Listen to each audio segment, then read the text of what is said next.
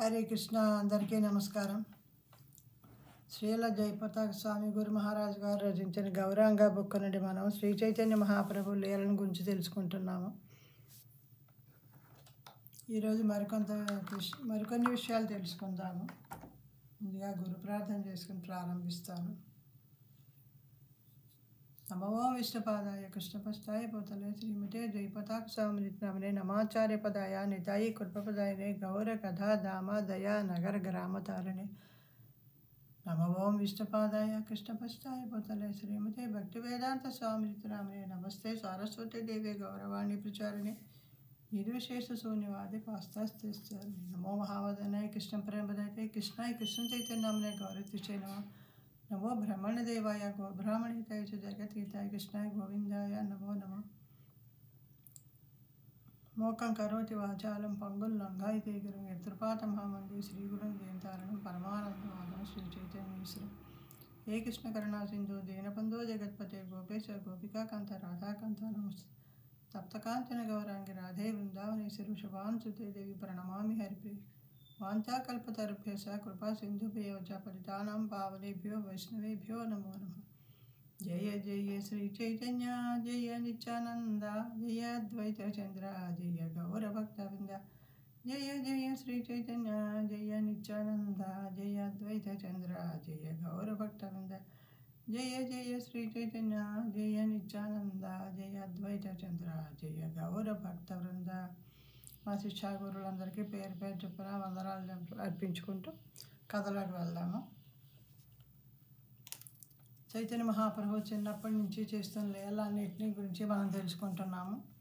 అందులో భాగంగా ఈరోజు మరికొన్ని లీలలు తెలుసుకుందాము. బ్రాహ్మణుడు అర్పించిన నైవేద్యాన్ని నిమాయి స్వీకరించుట. ఒక రోజున పరివ్రాజకుడైన బ్రాహ్మణుడు జగన్నాథ మిశ్ర ఇంటికి విచ్చేశారు. అతడు గోపాలుడి యొక్క విగ్రహాన్ని పూజించేవాడు. అతను జగన్నాథ మిశ్రాతో కృష్ణ చైతన్యం గురించి మాట్లాడుతూ ఉన్నాడు. జగన్నాథ మిశ్రా మరియు సతీమాత తమ ఇంటికి అతిథులు రావడం చాలా ఇష్టపడేవారు.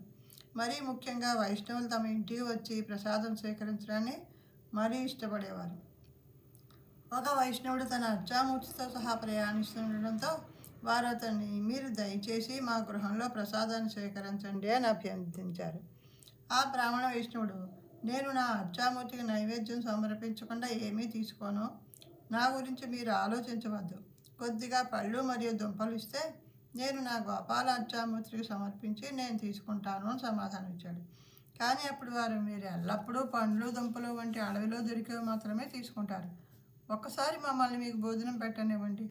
మీరు మా ఇంటికి వచ్చిన అతిథులు. మీకు పండ్లు మాత్రమే ఇచ్చి ఎలా సరిపెట్టగలము? మీకు మంచి ప్రసాదాన్ని సమర్పించనివ్వండి. మేము బ్రాహ్మణ వంశానికి చెందిన వారమే కాబట్టి మేము వండుతాము. మీరు మీ అర్చామూర్తికి సమర్పించుకోండి అని వారు కోరారు. ఆయన అంగీకరించిన మీదట సతీమాత మరియు ఇతర స్త్రీలు అందరూ కలిసి కూరగాయలను తరిగి గోపాల అర్చామూర్తికి నైవేద్యం వండడానికి వీలుగా తయారు చేశారు. అప్పుడు ఆ బ్రాహ్మణుడు నైవేద్యాన్ని వండి గోపాల ముందు నైవేద్యం పెళ్ళాన్ని పెట్టారు. భగవంతుడిని ధ్యానించడం ద్వారా నైవేద్యాన్ని స్వీకరించడం కోసం ఆహ్వానించడం అనేది అర్చా విగ్రహ పూజా విధానంలో ఒక భాగం. అందువల్ల బ్రాహ్మణుడు ధ్యానం ద్వారా భగవంతుడిని నైవేద్యం స్వీకరించమని ఆహ్వానించడం మొదలుపెట్టాడు. గోపాల గోపాల, నీవు వచ్చి నీ భోజనాన్ని స్వీకరించు. గోపాల, నీవు ఇచ్చటికి వచ్చి నీ నైవేద్యాన్ని స్వీకరించు అని ఆహ్వానించాడు. ఈ విధంగా అతను ధ్యానం చేసిన సమయంలో బాలుడైన నిమాయి అక్కడికి వచ్చి నైవేద్యాన్ని స్వీకరించడం మొదలుపెట్టాడు. నిమాయి స్వీకరించడం చూసిన వారందరూ అయ్యో వద్దు అంటూ వారించారు. అప్పుడు ఆ బ్రాహ్మణుడు కూడా నిమాయి నైవేద్యాన్ని స్వీకరించడం చూసి అయ్యో వద్దు, నైవేద్యం చెడిపోయింది అన్నాడు. కానీ గోపాలుడే స్వయంగా వచ్చి తన నైవేద్యాన్ని స్వీకరించాలని ఆ బ్రాహ్మణుడు తెలుసుకోలేకపోయారు. నిమాయి నైవేద్యాన్ని పాడు చేశాడని అనుకుంటున్నాడు.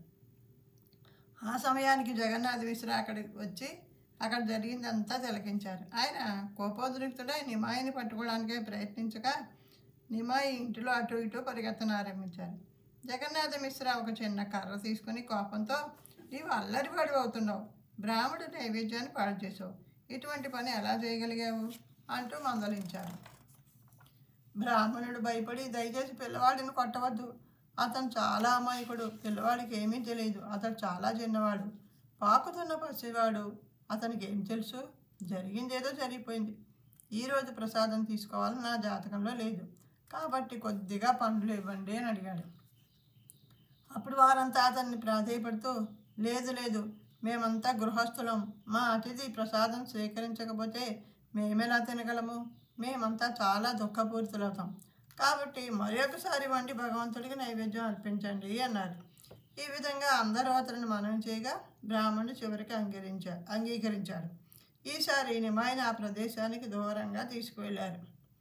గోపాలుడికి మరొకసారి నైవేద్యం సమర్పించడానికి బ్రాహ్మణుడు ఒప్పుకోవడంతో స్త్రీలందరూ ఆనందంగా ఏర్పాట్లో ఉన్నారు.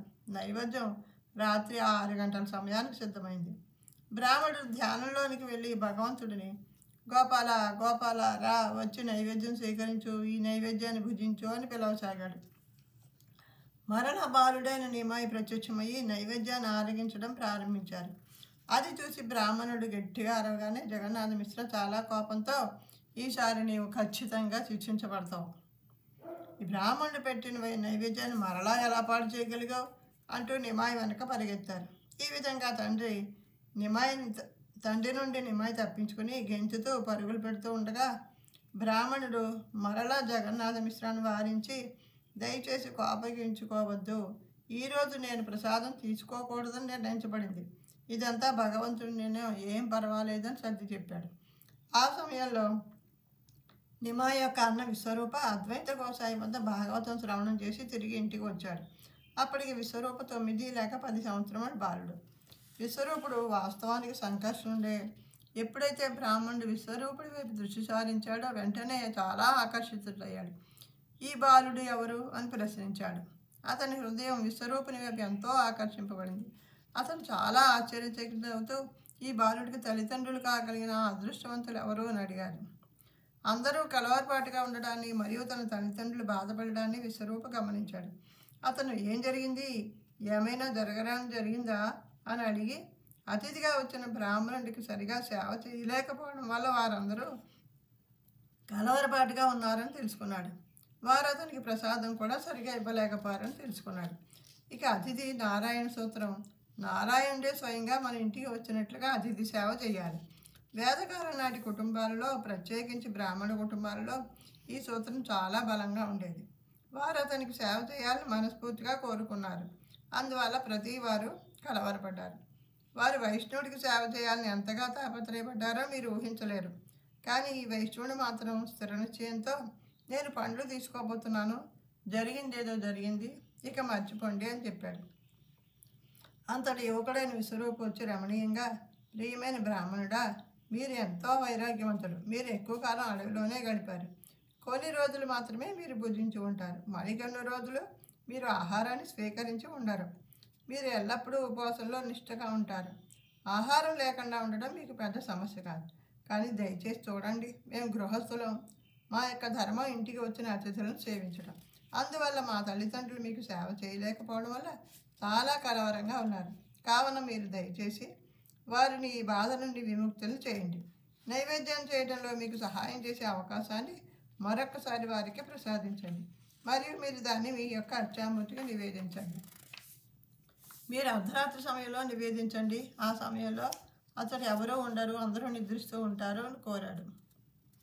విశ్వరూపుడు ఎంతో రమణీయంగా, ఎంతో మనోహరంగా మాట్లాడుతూ ఉండటం వల్ల, మరియు అది శాస్త్రపరంగా ఉండటం వల్ల బ్రాహ్మణుడు దానికి సమ్మతించి, సరే సరే, మీరు ఏమి చేయదలిస్తే అదే చేయండి అని అన్నారు. అంతటా సతీమాత ఊరడిల్లింది.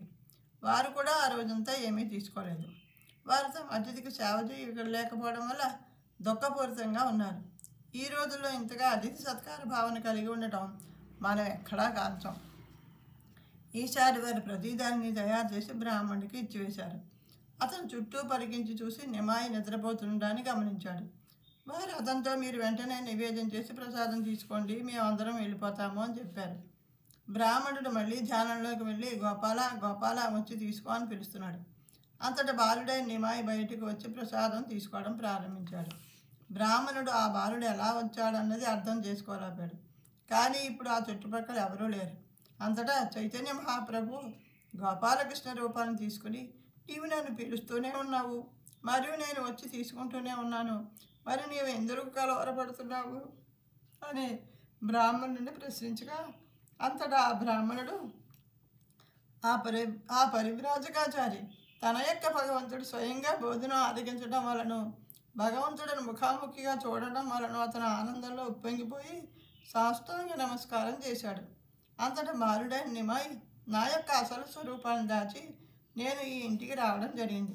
నీవు నన్ను నిరంతరం పిలుస్తూ ఉండడం వల్ల నేను ఇక్కడకు రావడం జరిగింది. ఎందుకు నన్ను తప్పుపడుతున్నావు అంటూ ప్రశ్నించారు. ఈ విధంగా చైతన్య మహాప్రభు తన భక్తుడిని కరుణించారు. ఆ తర్వాత అతను చైతన్య మహాప్రభు రూపాన్ని తీసుకుని తన గదిలోనికి వెళ్ళి నిద్రకు ఉపక్రమించారు. బ్రాహ్మణుడు ఎంతో పారవశ్యంతో అప్పుడే అతను తిలకించిన సంఘటనను గుర్తు చేసుకుంటున్నాడు. ఇతట ఉన్న ఈ అన్నమే గోపాలుడు స్వీకరించింది అని ఆలోచిస్తూ కొద్దిగా అన్నం తీసుకుని తన దేహం అంతా రాసుకోవడం మొదలుపెట్టాడు. భగవంతుడు స్వయంగా ఎలా వచ్చింది, ఎలా నైవేద్యం స్వీకరించింది ఆలోచిస్తూ హరిబోల్ హరిబోల్ అంటూ గట్టిగా అరుస్తూ మిగిలిన అన్నాన్ని తన దేహం అంతా రాసుకోవడం మరియు తలకు రాసుకోవడం చేయసాగాడు. అతను అరవటం వల్ల జగన్నాథ మిశ్రా మరియు ఇతరులు అక్కడికి ఏం జరిగిందో చూద్దామని పరుగున వచ్చి బ్రాహ్మణుడు అన్నాన్ని తన దేహానికి రాసుకోవడం గమనించారు. వారు ఏం జరిగింది అని ప్రశ్నించినా అతను ఏమీ సమాధానం చెప్పలేదు. అతని దేహానికి అంతా అన్నం అంటుకొని అతను ఒక బుద్ధిమాంద్యపు వాడిలో కనిపిస్తూ ఏమీ మాట్లాడకుండా ప్రసాదం స్వీకరించడం ప్రారంభించాడు. వారంతా ఈ బ్రాహ్మణుడికి ఇప్పటికి ప్రసాదం తీసుకునే భాగ్యం కలిగింది కాబట్టి బహుశా ఇతను ఆనందపడుతున్నాడేమో అని భావించారు. అసలు అక్కడ ఏం జరిగిందో వారికి తెలియదు. ఈ విధంగా బాలుడైన నిమాయి తన తండ్రులతోనూ ఇతర భక్తులతోనూ పరిహాసాలతో ఉండేవాడు. చైతన్య మహాప్రభు కృష్ణ అనే ఆరోపణలో వచ్చారన్న సంగతి ఎవరికీ తెలియదు కాబట్టి చిన్నపిల్లాడు వచ్చి ప్రసాదం పాడు చేస్తున్నాడు అనుకుంటున్నారు, కానీ ఆయనే స్వయంగా వచ్చి తీసుకుంటున్నాడు అన్న విషయం ఎవరికీ తెలియలేదు. చివరికి ఆ బ్రాహ్మణుడికైనా ఆయన తన స్వరూపం చూపించబట్టి ఆయనకి అర్థమై తన జన్మ ధన్యం అయింది అనుకుని ఎంతో ఆనందం పొందాడనమాట. ఇంకొక లీల. చైతన్య మహాప్రభు కుక్కపిల్లకు ముక్తి వినోదించుట. కృష్ణుడు ముక్తిని ప్రసాదిస్తాడు కావున ముకుందుడు అని పిలుస్తారు. చైతన్య మహాప్రభు ముక్తిని మాత్రమే కాదు కృష్ణ ప్రేమను కూడా పంచుతారు. ఒకసారి చైతన్య మహాప్రభు తన ఇంటి బయట కుక్క పిల్లలు ఆడుకోవడం చూశారు. అప్పటికి ఆయన 3 లేక 4 సంవత్సరాల వయసు వారు. మిగిలినవన్నీ వెళ్ళిపోగా ఒకే ఒక కుక్క పిల్ల మాత్రం అక్కడే ఉండిపోయింది. అంతటి చైతన్య మహాప్రభు నేను దీన్ని నా పెంపుడు కుక్క పెంచుకుంటాను అని తలిచారు. చైతన్య మహాప్రభు ఆ కుక్క మెడలో త్రాడు కట్టి ఇంటిలోనికి తీసుకొని వచ్చారు. అంతటి సాధారణంగా 3 సంవత్సరాల వయసు ఉన్న పిల్లలు వారి పెంపుడు కుక్కలతో ఆడుకుంటున్నట్లుగా ఆయన ఆ చిన్న కుక్క పిల్లని కౌగిలించుకొని ఓ నా చిన్న కుక్క పిల్ల అంటూ ఆడుకున్నారు. కానీ ఎప్పుడైతే ఆయన తల్లి చూసిందో, నీవేం చేస్తున్నావు, నీవు ఒక బ్రాహ్మణ బాలుడివి, మనం ఇంట్లో కుక్క పిల్లను ఉంచుకోకూడదు అని వారించారు. అంతటి చైతన్య మహాప్రభు ఇది నా పెంపుడు కుక్క అని సమాధానం ఇచ్చారు. సతీమాత నీవు దీనిని బయట ఉంచాలి, ఈ కుక్కని ఇంట్లోనికి తీసుకురాకూడదు అని చెప్పారు. వైదిక సాంప్రదాయంలో కుక్కలు అపవిత్రమైనవిగా పరిగణించడం వల్ల వాటిని ఇంటి బయట ఉంచుతారు. భగవంతుడికి పెట్టి నైవేద్యం చూసే అవకాశం ఉంది కాబట్టి వాటిని బయట ఉంచుతారు. చైతన్య మహాప్రభు తన స్నేహితులతో కలిసి స్నానానికి వెళ్ళాలని అడగడంతో సతీమాత నీవు వెళ్ళి స్నానం చెయ్యి, నేను నీ కుక్క పిల్లని కనిపెట్టుకుని ఉంటాను, ఎవరు ఏమీ చేయరు అని భరోసా ఇచ్చారు. కావున గౌరవంగా గంగా దగ్గరికి స్నానానికి వెళ్ళారు. ఇంతలో ఆ కుక్క పిల్లను వెతుక్కుంటూ తల్లి కుక్క రావడంతో ఆమె సేద తీరారు. సతీమాత కుక్క పిల్లను జాగ్రత్తగా చూస్తానని మాట ఇచ్చినప్పటికీ కుక్కపిల్ల చుట్టుపక్కల ఉండడం ఆవిడకి ఇష్టం లేదు. గౌరవంగా తిరిగి వచ్చిన తర్వాత నా కుక్కపిల్ల ఎక్కడా అని అడిగారు. అందరు సతీమాత బహుశా నీ స్నేహితులే దాన్ని విడిచిపెట్టి ఉండవచ్చు అని సమాధానం ఇచ్చారు. ఇంతలో పట్టణానికి అటుపక్క ఉన్నటువంటి గౌరంగ కౌగిలించుకున్న కుక్కలో గౌరంగ మీద ప్రేమతో కూడిన భక్తి లక్షణాలు కనిపించడం ఆరంభమయ్యాయి. అది కిందకు మీదకు ఎగురుతూ హరిబోల్ హరిబోల్ అని అరవగా గుంపులుగా ప్రజలు గుమికూడడం మొదలుపెట్టారు. కుక్కపిల్ల భూమి మీద పడి దొరుకుతోంది. కృష్ణుడి పట్ల ఎంతో ప్రేమానుభూతి చెందుతోంది. హరిబోల్ హరిబోల్ అంటూ నామస్మరణ చేస్తోంది. తర్వాత కొంతసేపటికి కుక్కపిల్ల నేల మీద దొర్లుతూ ప్రాణాన్ని విడిచింది. మరియు దాని దేహం నుండి ఒక వెలుగు వెలువడింది. ఆత్మ దేహం నుండి బయటకు వచ్చింది. అంతటా ఆకాశంలో ఒక వెలుతురు కనిపించింది. అది ఒక ఆధ్యాత్మిక విమానము. విష్ణువు యొక్క దూతలైన విష్ణు దూతలతో కూడి ఉంది. అంతటా కుక్క యొక్క ఆత్మ మానవ రూపాన్ని తీసుకోగా విష్ణు దూతలు అతన్ని ఆధ్యాత్మిక లోకానికి తీసుకువెళ్ళారు. ఈ విధంగా బాలుడిగా ఉన్నప్పటి నుండే చైతన్య మహాప్రభు ప్రేమను పంచడం మొదలెన్నాడు. ఆయన కుక్కను ఆలింగనం చేసుకున్న వెంటనే ఆ కుక్క భగవంతుడి మీద ప్రేమను పొందగలిగింది. ఒకవేళ ఎవరైనా సరే చైతన్య మహాప్రభు పాదపద్మాలను తాకినా కూడా వారికి దేవాది దేవుడి పట్ల ప్రేమ కలుగుతుంది. హరిబోల్ హరిబోల్. బ్రాహ్మణుడు జగన్నాథ మిశ్రాకు స్వప్నంలో ఉపదేశాన్ని ఇచ్చుట. నిమాయి కొన్ని మార్లు అల్లరిగా ఉండటంతో జగన్నాథ మిశ్రా అతనిని క్రమశిక్షణలో పెట్టదలుచుకున్నారు. ఆయనకు ఒకసారి కలలో ఒక బ్రాహ్మణుడు కనిపించి, నీవు నీ పుత్రుడిని ఏ విధంగా క్రమశిక్షణలో పెడతావు?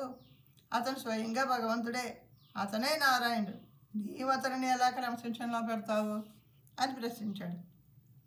అతడు జగన్నాథ మిశ్రా, మీరెందుకు ఆ విధంగా అంటున్నారు? నా పుత్రుడే, మరియు నేను అతని తండ్రిని. నా పుత్రుడు క్రమ పద్ధతిలో పెరిగేలా చూడడం నా విధి. అతను క్రమశిక్షణలో ఉండేలా నేను శిక్షణ ఇవ్వాలంటూ స్థిరంగా సమాధానం ఇచ్చారు.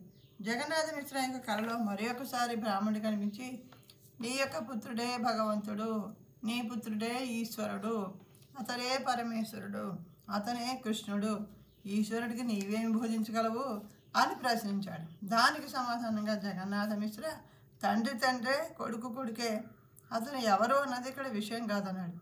జగన్నాథ మిశ్రా వాస్తవానికి వాత్సల్య రసంలో స్థిరంగా ఉన్నాడు. చివరకు ఆ బ్రాహ్మణుడు గట్టిగా, చూడు, నీవు అర్థం చేసుకోలేవా? నీ యొక్క పుత్రుడే భగవంతుడు అని అరిచాడు. ఒక క్షణం ఆయన మదిలో, నా పుత్రుడే భగవంతుడు, భగవంతుడికి నేనేమి నేర్పగలను అని మెదిలింది. వెంటనే ఆయన నిద్ర నుండి మేలుకొని, ఎంతటి పీడకలా, నిమై నా పుత్రుడు అని సమాధానపడ్డారు. మరల వెంటనే వాత్సల్య భావంలోకి వెళ్ళారు. భక్తులను యోగమాయ ఆవరించడం వల్ల వారు భగవంతుడును వారి యొక్క అనుబంధంలోనే చూస్తారు. మనం భౌతిక జగత్తులో ఉన్నప్పుడు కృష్ణుడికి సేవ చేయడం ద్వారా పరమానందాన్ని, పారవశ్యాన్ని పొందుతాం. ఆ సేవ గుడిని శుభ్రం చేయడం కావచ్చు, పుస్తక వితరణ కావచ్చు, విగ్రహారాధనం కావచ్చు, గోవులను సంరక్షించడం కావచ్చు, ఉద్యానవన సంరక్షణ కావచ్చు, మన పిల్లలకు శిక్షణ ఇవ్వడం కావచ్చు. ఈ విధంగా కృష్ణునికి చేసే ఏ విధమైన సేవ అయినప్పటికీ అది భక్తియుత సేవ కావున మనకు ఆనందాన్ని ఇస్తుంది. మనం ముక్తి పొంది శ్రీకృష్ణ లీలలో పాలు పంచుకున్నప్పుడు మనం భగవంతుడితో ఏదో ఒక సంబంధంలో కొనసాగుతాం. తల్లిదండ్రులుగా, స్నేహితుడిగా కానీ, సేవకుడిగా కానీ, ప్రేమికుడిగా లేక భార్యగా కొనసాగుతాం. అంతటి యోగమాయ ఆధ్వర్యంలో మన యొక్క సంబంధము పూర్తిగా స్వీకరింపబడి మనకు సంపూర్ణ ఆనందాన్ని కలుగజేస్తుంది. జగన్నాథ మిశ్ర జపం చేశారా లేదన్నది విషయమేమీ కాదు. ఆయన సాధకుడి స్థితిలో లేరు. ఆయన అప్పటికే నిష్ణాతులు.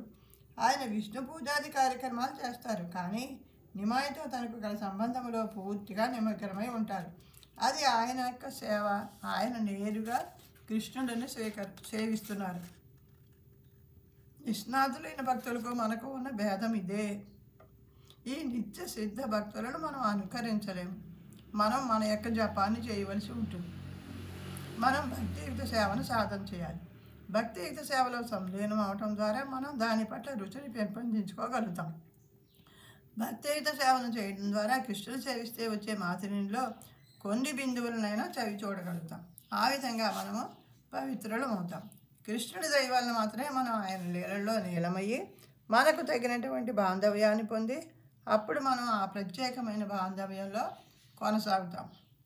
ఆ విధంగా బాల్యలీలల సమయంలో తల్లిదండ్రులు లేదా ఆ సమయంలో ఉన్న భక్తులు కృష్ణుడికి సేవ చేయడంలో ఎన్నో అవకాశాలను పొందుతారు.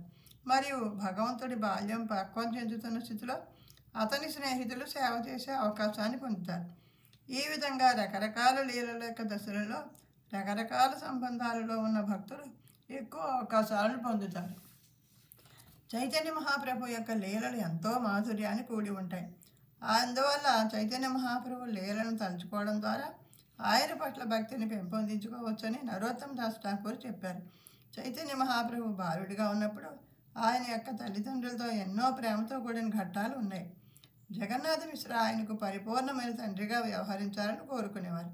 ఆయన వాత్సల్య రసంలో ఉన్నారు కాబట్టి తన పుత్రుడు భగవంతుడు అని ఆయన ఆలోచించరు. ఏ తండ్రి అయినా తన బిడ్డ గురించి ఏ విధంగా ఆలోచిస్తాడో ఆయన కూడా అదే విధంగా ఆలోచించారు. ఇక్కడ వరకు చైతన్య మహాప్రభు బాల్యలీలలు అయ్యాయి.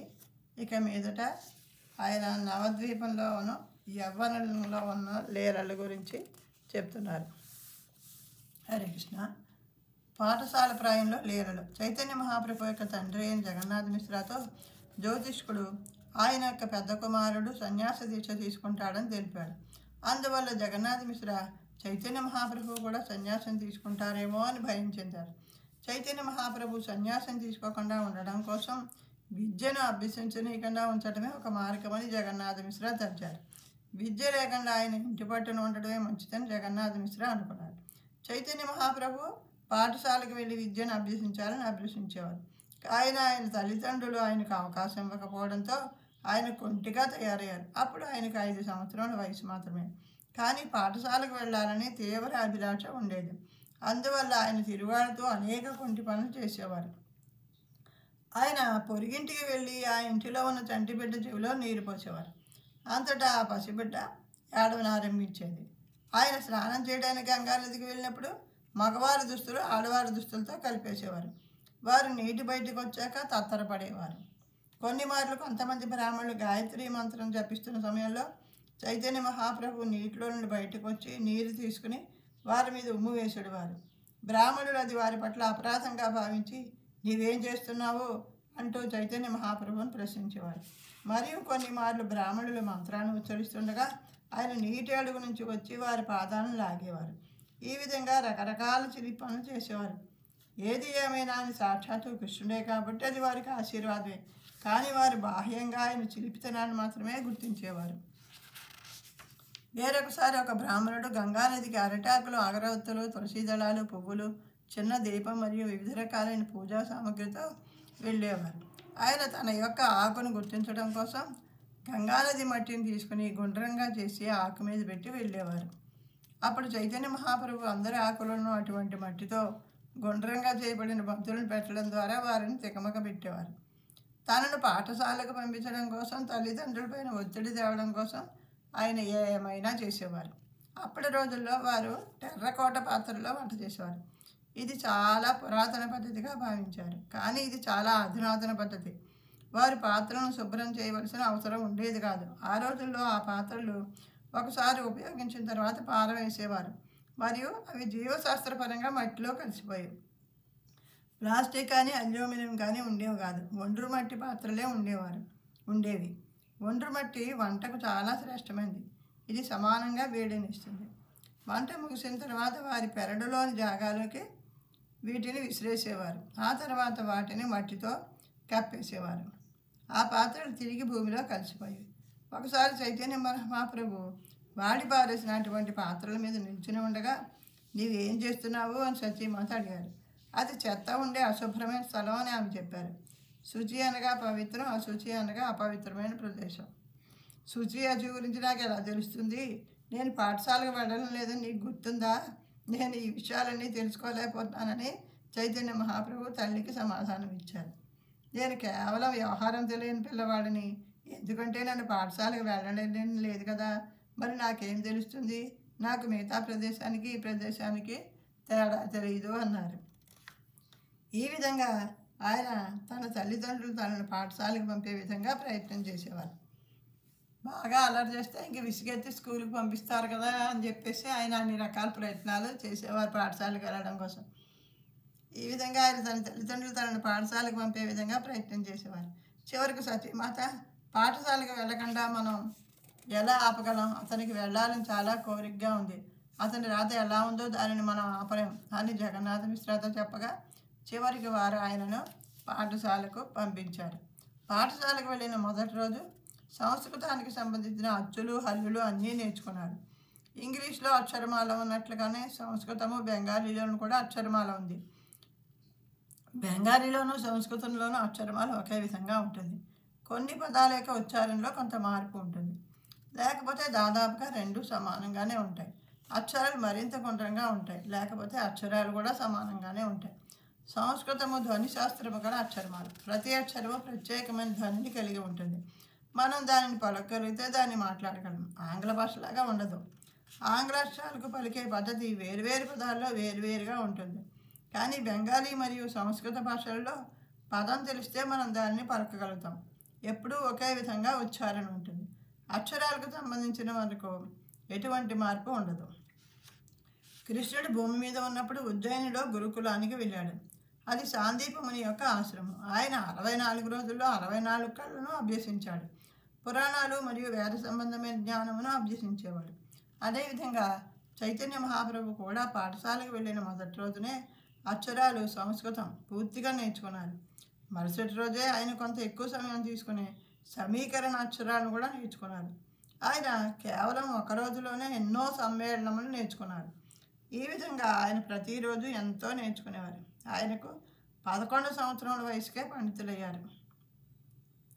నిజానికి భగవంతుడికి అన్నీ తెలిసినప్పటికీ ప్రతి వారు జ్ఞానాన్ని అభ్యసించాలని తెలుసుకోవడం కోసం, ఒక ఉదాహరణగా ఉండడం కోసం ఆయన అన్నీ నేర్చుకున్నారు. అది ఇక్కడ గమనించవలసిన విషయం. ఆయన భగవంతుడే అవతారం తీసుకుని వచ్చినా కూడా మామూలుగా మనలాంటి వాళ్ళందరికీ ఇలాగ నేను గురువుని తప్పకుండా స్వీకరించాలి అని మనకి తెలియజేయడం కోసం ఆయన ఇదంతా చేస్తున్నారు. ఆయనకి ఇవన్నీ తెలియవని కాదు, నేర్చుకోవాలని కాదు. ఆయన జ్ఞానానికి మూలాధారం. వేదాంతకృత వేద విదేహ చాహం భగవద్గీత 15.15. ఆయనే వేదాల యొక్క మూలము మరియు కారణము. వేదాలను సృజించినవాడు, వేదాలను ఎరిగినవాడు, ఈ విషయములన్నీ తెలిసినవాడు ఆయనే. హరే కృష్ణ. ఇక్కడతో ఆఫ్ చేద్దాము. మిగతా విషయాలు మరి ఒక వీడియోలో మీకు అందిస్తాను. హరే కృష్ణ హరే కృష్ణ కృష్ణ కృష్ణ హరే హరే, హరే రామ రామ రామ హరే హరే. ఈలో ఏమైనా తప్పులు పొరపాట్లు జల్లి ఉంటే నన్ను క్షమించవలసిందిగా కోరుతున్నాను.